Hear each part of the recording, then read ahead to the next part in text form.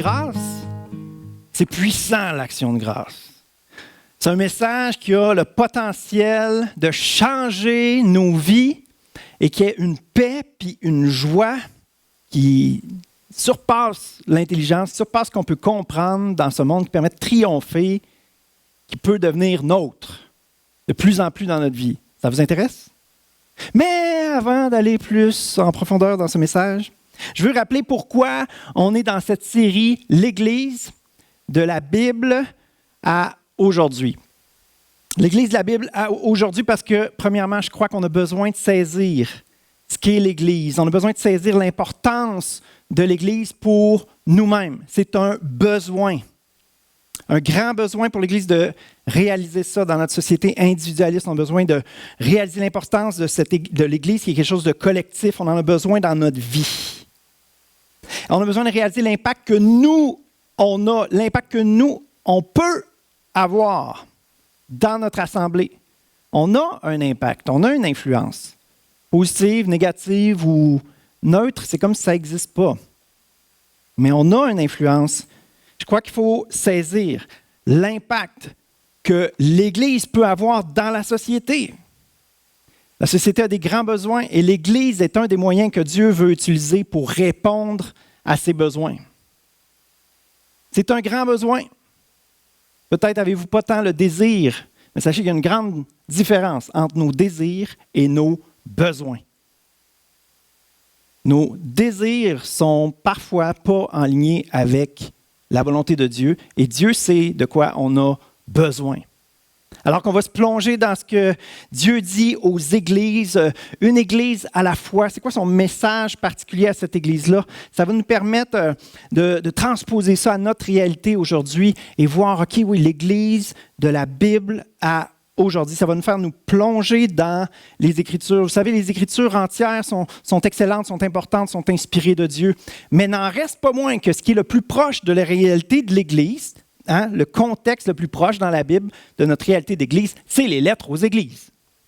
Eux aussi ont saisi l'Évangile de Jésus-Christ et eux aussi apprennent à vivre dans ces communautés de foi-là. Donc, de s'intéresser à ça, l'application est assez facile, assez simple. Et je crois que le Saint-Esprit va nous parler à travers de ça. Le Saint-Esprit va nous convaincre de l'importance de l'Église dans nos vies, de l'importance que nous, on a dans l'Église et de l'impact que l'Église peut avoir ensemble dans notre société. On est l'Action de grâce. Une journée consacrée à rendre grâce à Dieu. C'est dans le calendrier de tout le monde, pas sûr si tout le monde allume sur ça, mais c'est vraiment une fête où on est supposé remercier Dieu particulièrement pour les récoltes. Je ne sais pas pour vous, mais chez nous, là, pas grand-chose qui a poussé. 2-3 petits concombres, des petites tomates, des petites cerises de terre, les radis, il y en a eu 3-4. Puis, il y avait quoi d'autre? Les carottes, ils ont toutes été bouffées. Il y a 2 trucs qui n'ont pas poussé. Fait que moi, là, l'Action de grâce cette année, je passe mon tour. Genre, pas merci. Je boude. Est-ce que j'ai raison? Philippiens 4, versets 4 à 6. Dit, « Réjouissez-vous toujours dans le Seigneur. Je le répète, réjouissez-vous. Que votre douceur soit connue de tous les hommes. Le Seigneur est proche. Ne vous inquiétez de rien, mais en toute chose, faites connaître vos besoins à Dieu par des prières, des supplications, dans une attitude de reconnaissance. » Fait que, en tout cas, pour moi, ça va être rough ce matin, cette prédication. 2 mots extrêmement porteurs de sens ce matin dans le titre, libre et reconnaissant. Les 2 vont ensemble. Ça prend une liberté pour être capable de véritablement développer la reconnaissance, la gratitude que Dieu veut, la louange que Dieu veut, les merci Seigneur que Dieu veut, du fond du cœur. C'est possible quand le cœur est libre. C'est là qu'on peut pousser une louange à Dieu. Alors, personnellement, j'en ai grandement besoin. On va prier. Seigneur, peu importe le besoin de chacun, Seigneur, à quel point c'est naturel pour nous de te louer, te célébrer pour toutes choses, Seigneur, je te prie qu'on puisse, chacun d'entre nous, grandir, développer accueillir, se laisser transformer par toi, Seigneur, pour que cette paix, cette joie que tu veux pour tes enfants puisse se développer en nous. On le veut, Seigneur Jésus. Amen. On le veut, Seigneur Jésus. Amen. Vous ne voulez pas de paix et de joie? On le veut, Seigneur Jésus. Amen. Yes. Certain que ça nous intéresse. Avouez que ce passage-là, on peut revenir au passage, il n'est pas si facile que ça de se réjouir toujours. Qui se réjouit toujours? Qui s'est toujours réjoui dans sa vie? Il y a des bouts où la réjouissance est loin d'être normale, loin d'être naturelle. On ne veut pas nier nos émotions, mais il y a une joie qui est supposée être là quand même au plus profond de nous. Puis ne vous inquiétez de rien. Lequel il est plus tough pour vous, de se réjouir toujours ou de s'inquiéter de rien? Y en a-tu, c'est se réjouir toujours qui est plus tough? Y en a-tu que c'est s'inquiéter de rien? Un peu des deux, hein? Puis même le troisième verbe qu'il y a réjouissez-vous, il y a ne vous inquiétez de rien. Puis l'autre, faites des prières. Avec une attitude de reconnaissance. Honnêtement, quand on fait des prières, qu'est-ce qu'on dit? Seigneur, prends soin de la santé d'Anatole, aide Gertrude dans son examen, les problèmes financiers de Joshua, l'Ukraine, Israël, l'Éthiopie, Haïti, l'Abitibi, Tampa Bay, hein, mon petit chien, Cachou, les travaux du voisin, l'épouse du jardinier du voisin qui ne va pas bien. On présente nos besoins à Dieu, ça, on pense à beaucoup de besoins. Donc, c'est bien quand même, on honore 14 versets, 14 mots du verset, ne vous inquiétez rien, en tout cas, je fais connaître à Dieu par des prières d'explication. 14 versets, il manque juste les 5 derniers là, qui sont un petit peu laissés de côté dans une attitude de reconnaissance. 14 sur 20, c'est pas si pire quand même. Mais non, il y a cet aspect-là qui est supposé être là d'un bout à l'autre, dans une attitude. L'attitude est là alors qu'on présente à Dieu nos besoins, alors déjà on anticipe. Tu vas agir. Non seulement tu vas agir, mais tu agis déjà. Et même si tu n'agis pas dans ce monde, un jour la délivrance va être extraordinaire. Donc, il y a tous ces éléments-là qui vont ensemble, que dans le présent, Dieu est bon. Par la foi, Dieu va agir. Et notre espérance qu'un jour, on va être sorti de là, puis on peut déjà louer, adorer Dieu, le célébrer pour ces choses-là. La question, c'est est-ce que nos yeux sont fixés sur nos problèmes d'aujourd'hui, nos besoins d'aujourd'hui, ou sur ce que Dieu va faire et sur l'éternité qui nous attend? C'est une question de focus, et on va le voir dans ce passage-là. Extrêmement difficile à vivre, de se réjouir tout le temps, de s'inquiéter de rien, puis de prier avec une attitude de reconnaissance. Mais on est dans une série où on veut s'intéresser à ce que le texte veut dire pour l'Église qui le reçoit. Donc, je ne sais pas s'il y en a qui ont fait leur devoir. On m'avait dit que c'était apprécié ça. Sur la page Facebook, on a juste dit le devoir pour vous préparer à la prédication dimanche, c'est de lire Actes, chapitre 11, versets 9 à 41. C'est quoi le rapport? C'est que dans Actes 11, il est question de la naissance de l'Église dans la ville de Philippe. Donc, c'est merveilleux. Non seulement on a une lettre adressée à cette Église-là, mais on a un livre historique qui nous parle de comment que l'Évangile a commencé là. Ce livre-là est écrit par Luc et non par Paul. Donc, on a deux vocabulaires, deux façons, des choses importantes pour l'un, des choses importantes pour l'autre, et on va voir comment ça se complète à merveille. Acte, je me suis noté Acte 16, je me suis trompé. Acte 16. On commence, verset 9.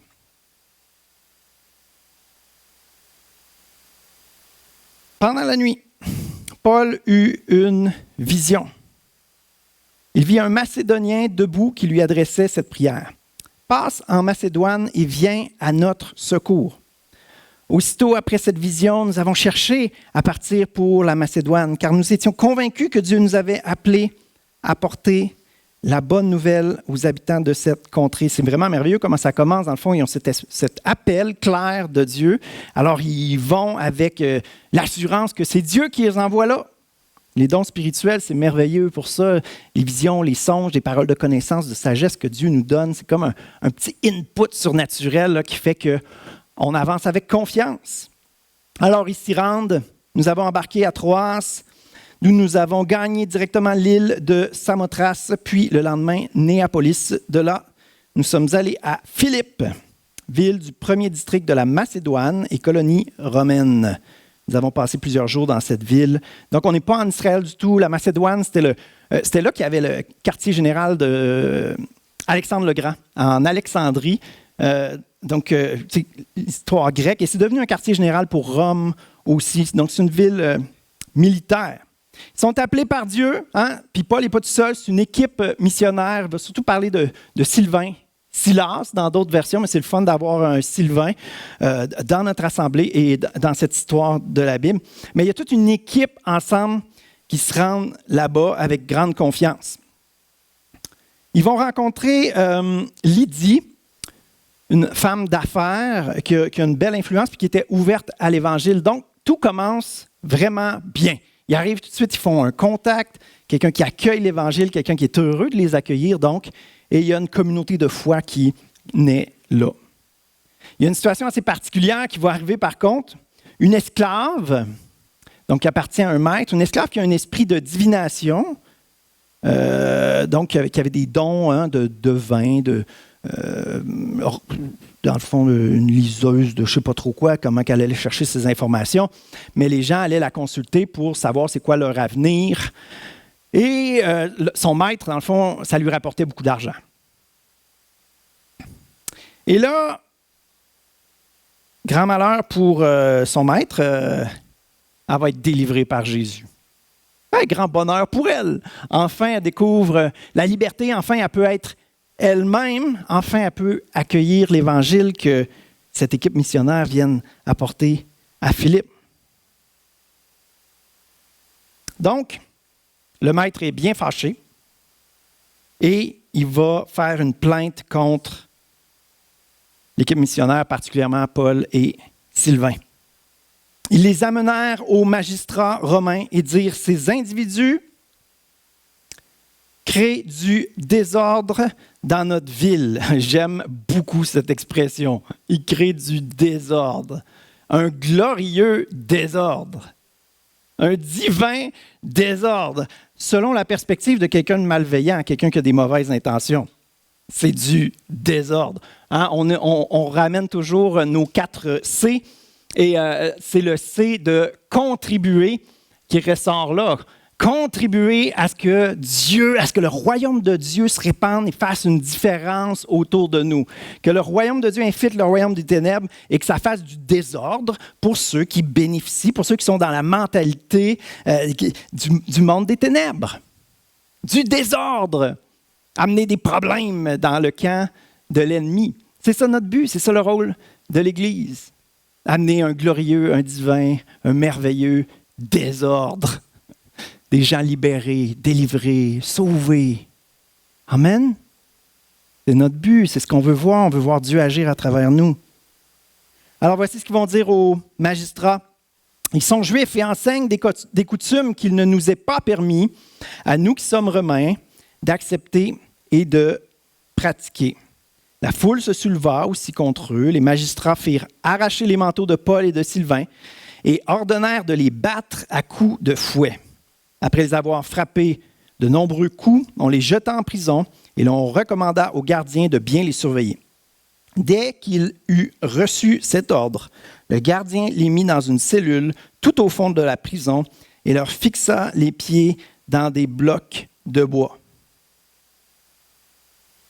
Pas drôle, ça. Imaginez-vous, là, juste un instant, être là. Ils se sont fait battre, se retrouvent en prison, les pieds attachés. Moi, je suis frileux des pieds. Je ne peux pas mettre mon magic bag au bout de mes pieds attachés, là. Frette. Pense pas qu'il dit, monsieur, hein, voulez-vous une lanterne pour la nuit? Il fait noir. T'entends des petits bruits. Y en a-tu qui aiment les souris? Oui. C'est là qu'il y a des supplications qui jaillissent naturellement de notre cœur. Alors, vers minuit, Paul et Sylvain priaient et chantaient pour louer Dieu, et les autres prisonniers les écoutaient. Paul et Sylvain sont fait battre, sont en prison, mais ils sont libres. Ils sont en prison, mais ils sont libres. Il y a une liberté en Dieu qu'on peut accueillir, qu'on doit saisir, qu'on doit comprendre, qu'on doit désirer, qu'on doit demander à Dieu de nous donner, de développer en nous, qui fait que même en prison, nous, vous et moi, on pourrait célébrer Dieu, se réjouir, continuer de l'adorer.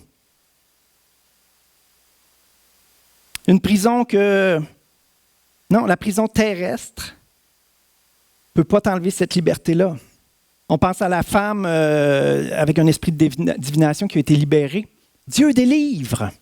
Il délivre du don de divination. Il pourrait délivrer le maître de cet esclave-là de la soif de l'argent, du désir de s'enrichir toujours. Il y en a que c'est la soif d'avoir de l'argent, il y en a que c'est la peur d'en perdre. Mais toutes sortes d'esclavages qu'on peut avoir qui fait qu'on n'est pas libre, qui fait que quand on n'a pas notre dose, on est en manque.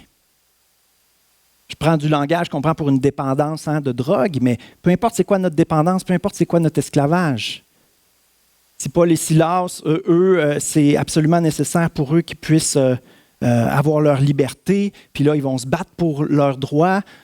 Vous pouvez lire le texte au complet, c'est vraiment intéressant là, ce qui va se passer sur le plan justement des droits de citoyens romains, parce que Paul et Silas sont citoyens romains. Vraiment intéressant. Et il va laisser la justice suivre son cours, puis ça va aider au témoignage de Paul. Sauf qu'ils sont là pour ce moment-là, dans le moment, là, ils sont là, ils sont fait battre, ils ont les pieds attachés, ils sont en train de louer, de célébrer le Seigneur. Un autre élément qui est intéressant à souligner, c'est qu'un soldat romain, si les prisonniers s'échappent, la punition, ce n'est pas de changer de grade, c'est la mort. Rappelez-vous, au tombeau de Jésus, quand il garde, tout de suite les pharisiens vont dire, dites que les disciples sont venus... on va vous protéger pour pas que vous fassiez tuer. Un gardien de prison, si ces prisonniers s'en allaient, se sauvaient, la punition, c'était la mort. Voici ce qui va se passer. Tout à coup, il y eut un violent tremblement de terre qui secoua les fondations de la prison. Toutes les portes s'ouvrirent aussitôt et les liens de tous les prisonniers se détachèrent. Ce n'est pas juste un tremblement de terre, c'est un miracle. Alors, qu'est-ce qui va se passer avec le soldat romain? Lui, il va se faire tuer, c'est sûr. Donc, il n'hésite même pas, avant de se faire tuer par ses autorités, il est pour s'enlever la vie lui-même. Mais l'apôtre Paul crie de ne pas le faire. On est encore tous là, en prison. Et ça me fait penser tout à l'heure, le verset qu'on a lu. Réjouissez-vous toujours dans le Seigneur. Il y avait ce petit élément-là que moi, je trouve bizarre dans le milieu, que votre douceur soit connue de tous les hommes. Pas pour vous, moi, j'ai l'impression qu'il ne fit pas là-dedans, mais c'est intéressant, ce petit clin d'œil-là, que votre douceur soit connue de tous les hommes. Et l'apôtre Paul reste là en prison, rassure le gardien. Et c'est une douceur, c'est une quiétude, c'est une soumission qui est saisissante. Qui est saisissante. Le soldat romain est saisi. Il ne comprend pas, il est renversé. Et voici ce qu'il va dire à Paul et Sylvain. « Mais Seigneur, que dois-je faire pour être sauvé? » Ils répondirent, « Crois au Seigneur Jésus et tu seras sauvé, toi et ta famille. » Ils annoncèrent la parole du Seigneur. La parole du Seigneur, c'est la bonne nouvelle de Jésus qui délivre, de Jésus qui sauve, Jésus qui libère. Ils annoncèrent la parole du Seigneur à lui et à toutes les personnes qui étaient dans sa maison. Le gardien les amena à cette heure même de la nuit pour laver leurs blessures. Il fut aussitôt baptisé ainsi que tous les siens. Il fit monter Paul et Sylvain chez lui et leur offrit à manger. avec toute sa famille, il fut rempli de joie d'avoir cru en Dieu. Et c'est parti pour la gloire à Philippe. Dans la ville de Philippe, tu as Lydie, son entourage dans le domaine des affaires. Tu as le gardien romain, sa famille vient de venir au Seigneur. Et c'est parti pour la gloire à Philippe, là où 2 ou 3 sont réunis. L'Église de Philippe prend naissance de cette façon-là. Et mon point, en fait, surtout ici, c'est que l'Église de Philippe a été témoin qu'on peut se réjouir toujours dans le Seigneur, qu'on peut s'inquiéter de rien. Ils ont été témoins de 2 frères chrétiens qui se sont réjouis en Dieu, qui ont continué de célébrer Dieu. Oui, il y avait des besoins à présenter à Dieu, mais avec une attitude de reconnaissance. Et ils ont vu que la louange a une puissance pour briser des murs de prison. La louange a une puissance pour briser des murs de prison, pour briser des liens, pour libérer, délivrer, pour sauver. C'est ce qu'ils ont vu. Un témoignage de peu importe les épreuves, peu importe les circonstances, il est possible de regarder à Dieu, de puiser sa force en lui, puis de continuer de le louer, puis de l'adorer. Puis ça a un impact extraordinaire.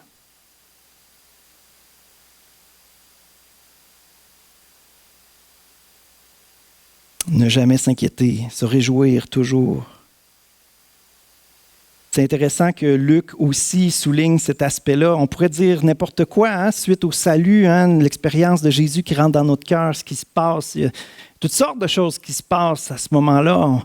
Toutes sortes de fruits qui découlent de ça, un amour pour les gens, le sentiment qu'enfin nos yeux s'ouvrent, qu'on voit la vie dans la vérité. On reçoit l'Esprit, on découvre, on comprend la parole de Dieu. Il y a plein d'éléments qui se passent quand on accueille Jésus dans notre vie. Mais Luc, dans le livre des Actes, souligne, avec toute sa famille, il fut rempli de joie d'avoir cru en Dieu. Jésus, dans notre vie, ça amène de la joie. Être unis au Seigneur. Réjouissez-vous toujours d'être unis au Seigneur. Réjouissez-vous dans le Seigneur. Ça veut dire réjouissez-vous d'être unis au Seigneur. De pouvoir vivre avec le Seigneur, d'être connecté avec le Seigneur. De pouvoir collaborer avec lui, de pouvoir être transformé par lui. L'apôtre Paul, on sait qu'il en a subi beaucoup de choses. Il a été battu, il a été en prison à ce moment-là. Mais plus tard, l'histoire se répète et il va être encore en prison. C'est d'ailleurs d'une prison que l'apôtre Paul écrit aux Philippiens. Et ça, c'est assez extraordinaire. Si on revient à la lettre aux Philippiens, l'apôtre Paul va leur dire d'où il leur écrit. Dans Philippiens 1,13, « Je suis prisonnier pour le service de Christ. » Il est encore en prison. Puis il leur dit, réjouissez-vous. Eux pourraient être, on présente nos besoins à Dieu, des supplications, libère Paul, il faut qu'il se passe quelque chose. Mais là, Paul, il dit, OK, oui, vous allez présenter ces besoins-là, mais avec une attitude de reconnaissance, s'il vous plaît. Réjouissez-vous toujours dans le Seigneur. Inquiétez-vous de rien. Puis là, il pourrait dire, mais il est fou. Voyons donc, tu es en prison. Mais est-ce que Paul est crédible pour eux? Est-ce qu'ils peuvent croire Paul? Est-ce qu'ils peuvent croire qu'il est dans cet état d'esprit-là? Il veut qu'il soit dans cet état d'esprit-là. Et ils l'ont vu montrer l'exemple, le vivre. C'est ce que je disais tantôt, se réjouir toujours, s'inquiéter jamais, prier avec une attitude de reconnaissance. C'est impossible, ces choses-là. Mais eux, ils ont vu Paul en prison, louer Dieu. Ils ont vu l'impact que ça a. Paul est encore en prison. Ils savent que Paul est capable. Dieu rend Paul capable, dans de telles circonstances, de ne pas s'inquiéter, de se réjouir dans le Seigneur, puis de prier avec une attitude de reconnaissance. Alors, si lui a pu le faire, puis il nous demande de le faire dans sa lettre, ben OK, on va se réjouir avec toi. Les circonstances sont ahurissantes, sont alarmantes, sont désolantes, sont tristes.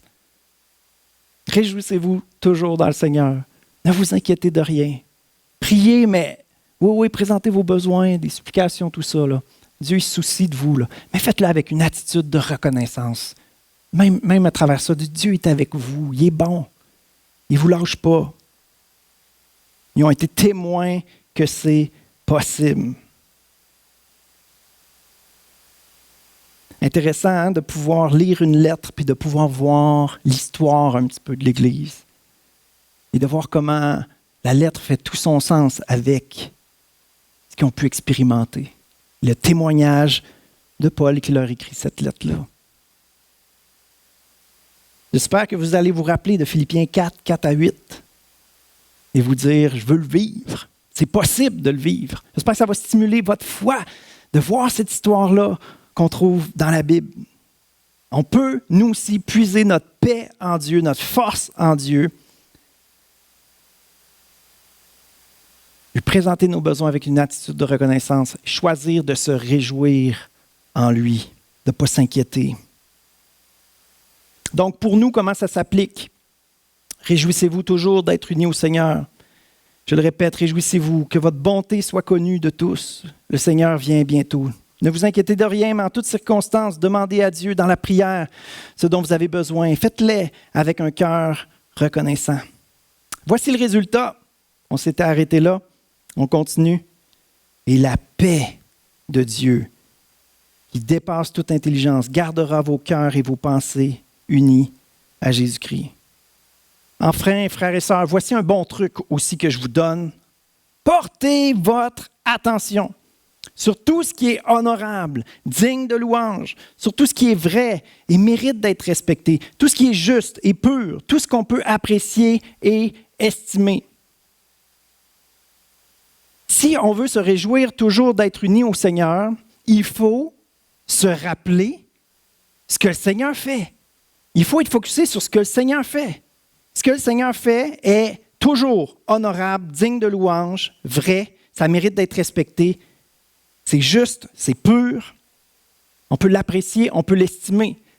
Et qu'est-ce que ça génère en nous? Ça nous porte à adorer Dieu, à louer Dieu pour toutes ces choses. Portez votre attention. Vous pourriez porter votre attention sur d'autres choses, hein? C'est possible.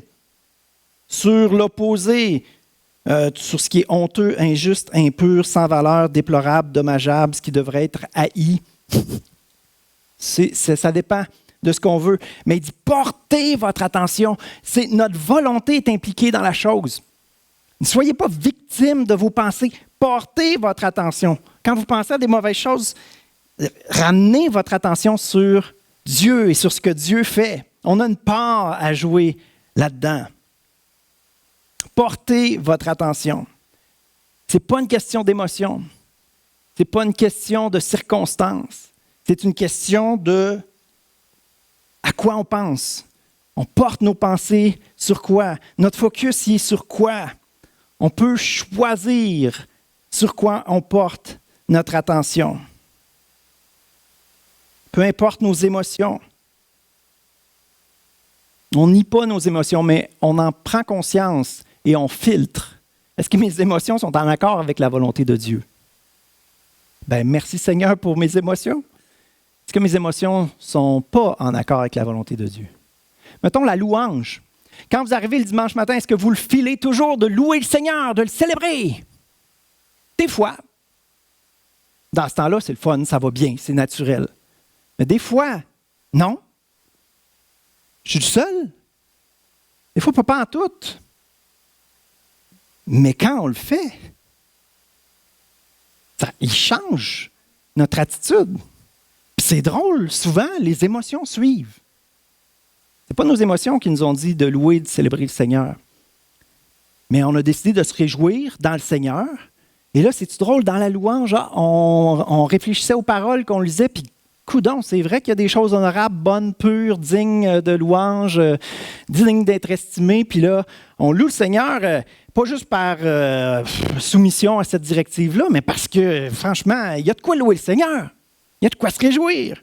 Il y a toujours de quoi se réjouir. Réjouissez-vous d'être unis au Seigneur. Seigneur, tu es avec moi.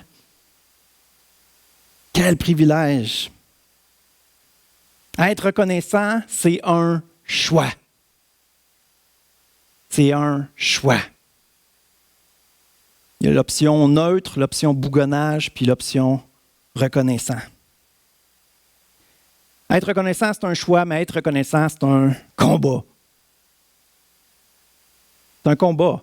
Ça n'arrivera pas tout seul. Il y en a qui sont de nature plus optimistes, enjoués. C'est plus facile pour lui, c'est plus naturel. Même pour eux, dans certaines circonstances, par exemple en prison, les pieds attachés, là, ça va demander un certain acte de volonté, de puiser notre paix, notre force en Dieu, puis de choisir de faire ce que Dieu nous demande. Pour d'autres, c'est un combat. Moi, je suis un gars qui réfléchit, je suis un gars qui est capable d'être critique, puis naturellement, je vois beaucoup plus les erreurs, les problèmes, les choses qui devraient être changées, les imperfections. Ça, là, je suis bon pour les remarquer, là. Vraiment bon. Mais après ça, c'est quoi je fais? Je focus là-dessus, puis je me désole de ce qui se passe. Des fois, je vous le dis, là, dans ma tête, il faut que je me dise, arrête de penser à ça. Arrête de penser à cette situation-là. Arrête de penser à cette personne-là qui te décourage. Puis là, je suis comme, OK, Seigneur, c'est quoi tu fais donc? Ah, ben oui.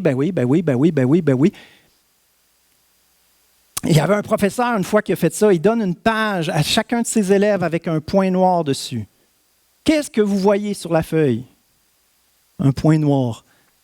Personne n'a dit une feuille blanche avec un petit point noir. On est bon pour voir le petit point noir. Puis on oublie. Pourquoi? Parce que notre attention est fixée sur la petite coche mal taillée, la petite imperfection. Dieu est lumière, les ténèbres sont ténèbres. On vit dans un monde où il y a les deux. Habituez-vous au gris, puis célébrez ce qu'il y a de blanc. Soyons des porteurs de lumière. Arrêtons de nous laisser distraire par les ténèbres. Soit on focus sur Dieu et ce qu'il fait, ce qui est bon, honorable, juste, digne d'être estimé et célébré. Soit on focus sur l'inverse. Pour le dire plus bêtement, soit on focus sur Dieu, soit on focus sur le diable et ses œuvres. Les imperfections, à cause de la chute de l'homme, il y a des imperfections. Soit on focus sur les imperfections. Et c'est là que les inquiétudes, le mécontentement, ça se met à se développer. Et souvent, il y a une tempête qui va naître dans notre cœur. Tant qu'on focus sur les choses qui nous dérangent, qui nous préoccupent, ça va augmenter. Mais quand on choisit de vivre Philippiens 4, 4 à 8, et de dire « Je me réjouis de tout ce que le Seigneur fait », et c'est-tu drôle? Il fait beaucoup plus de choses que l'ennemi. Beaucoup plus de choses à célébrer. Direct en partant, je suis uni au Seigneur. 100% de raison de louer Dieu. J'ai la perfection avec moi. Je suis uni à la perfection, à Dieu lui-même. Il habite en moi. Mais c'est un combat.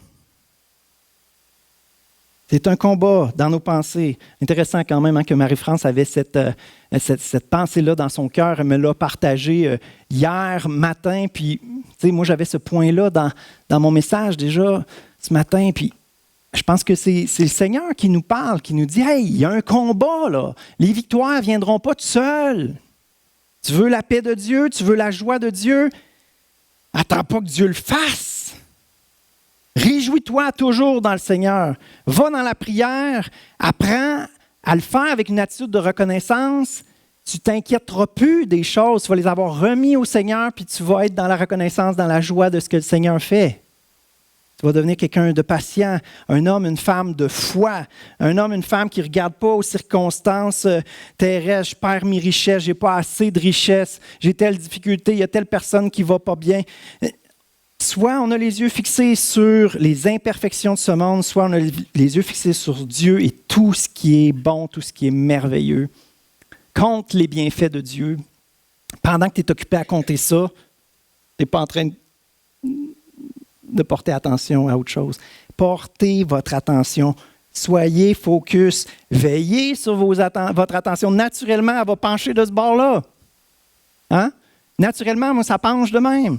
Mais le Seigneur fait penser de ce côté-là. Et moi, ça, c'est un petit compliment que je reçois régulièrement. Je me fais dire, toi, tu es un éternel optimiste. Ah, ça dépend à qui tu parles. Si tu parles à Jean-Mathieu, l'homme que le Seigneur travaille, oui, je suis d'accord. Si tu parles à Jean-Math, l'homme naturel, non, désolé, je ne suis pas quelqu'un d'optimiste. Je n'ai pas de mérite à prendre personnellement, c'est Dieu qui l'a fait. C'est Dieu qui m'a convaincu. Pour vrai, la foi, c'est un optimisme dans un sens. La foi, c'est de faire confiance à Dieu, que Dieu va agir, que Dieu a la situation de ses mains. Que Dieu va nous amener jusqu'au ciel, là, jusqu'au bout. Là. Il va être fidèle, il va nous garder. Être négatif, être pessimiste, c'est débarquer de la foi. C'est d'arrêter de porter attention à ce que Dieu fait et à ce que Dieu va faire et où on s'en va avec lui. Ça demande d'être libre, être libéré. Il y a des pensées à refuser en nous, des pensées à remplacer. Rester unis à Christ. Délibérément, volontairement, il va faire son œuvre de délivrance, de libération en nous. Être reconnaissant, ce n'est pas une question d'émotion ou de circonstance, mais d'un état d'esprit fixé sur Dieu et sur ce qu'il fait. Être reconnaissant n'est pas une question d'émotion ou de circonstance, mais d'un état d'esprit, une mentalité, un focus, une façon de penser fixé sur Dieu et sur ce qu'il fait. Je suis tombé sur une image sur Facebook cette semaine, un beau petit podium. Vous voyez, dans la philosophie là, contemporaine, la pensée positive, c'est très, très, très fort. Alors, on tombe sur des petites images comme ça, très mignonnes, très cute. Mais pour vrai, avouez qu'il est cute, là, tu sais. Il est content! Il a peut-être fait le meilleur temps de sa vie. C'est peut-être la première fois qu'il fait une course. Et peu importe les raisons, lui, dans son petit cœur, il focus sur les bonnes choses. Ah, ben c'est de la pensée positive, pasteur. L'ennemi, là, bien souvent, là, il ne fait pas rien qu'inventer des mauvaises choses. Des fois, il vient juste tordre quelque chose de divin.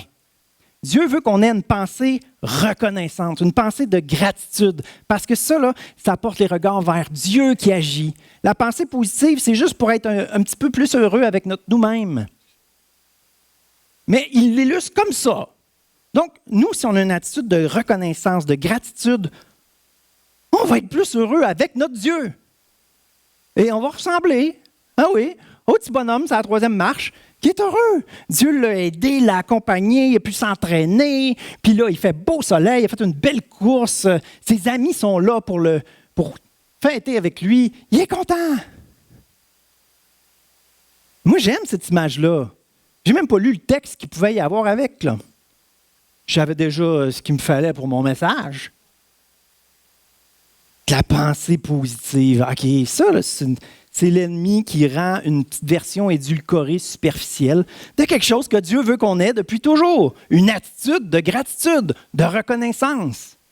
À se réjouir toujours dans le Seigneur, à s'inquiéter de rien, à le louer, à le prier, l'adorer, toujours dans une attitude de reconnaissance parce qu'il est au contrôle de toutes choses. Est-ce que vous aspirez à vivre plus? Philippiens 4, 4 à 8. Est-ce que vous saisissez comment ça peut faire un impact incroyable dans notre vie? Se réjouir toujours. Apprendre à moins s'inquiéter alors qu'on remet les choses à Dieu et qu'on apprend à prier avec une attitude de reconnaissance. Ça va être puissant. Ça va être puissant. Est-ce que notre société a besoin de paix, a besoin de joie? C'est comme ça que le passage se termine, hein? Et la paix qui surpasse l'intelligence gardera vos cœurs et vos pensées. Je pense que la joie est évidente quand même dans ce passage-là, de se réjouir toujours, d'être dans une attitude de reconnaissance. Hein? Reconnaissance, c'est de la gratitude, c'est de la célébration de ce qui se passe, de ce qui se fait. On a les yeux fixés sur ce qui est honorable, beau, sur tout ce que Dieu fait. Puis, donc, il y a une joie qui se développe en nous. On est dans la présence de Dieu qui se réjouit lui-même de ses œuvres. On fête avec lui ses œuvres. C'est gagnant, c'est bon pour nous. C'est bon pour Dieu aussi parce que ça alimente une louange. On ne regarde pas juste ce que Dieu donne, on regarde au donateur. On rend gloire à Dieu. C'est une des directives qui est donnée à l'Église, puis là, on triche, on s'en va dans Colossiens 3, 16, 17, qui dit « Chantez à Dieu de tout votre cœur. » Vous le filez, vous ne le filez pas? M'en fous.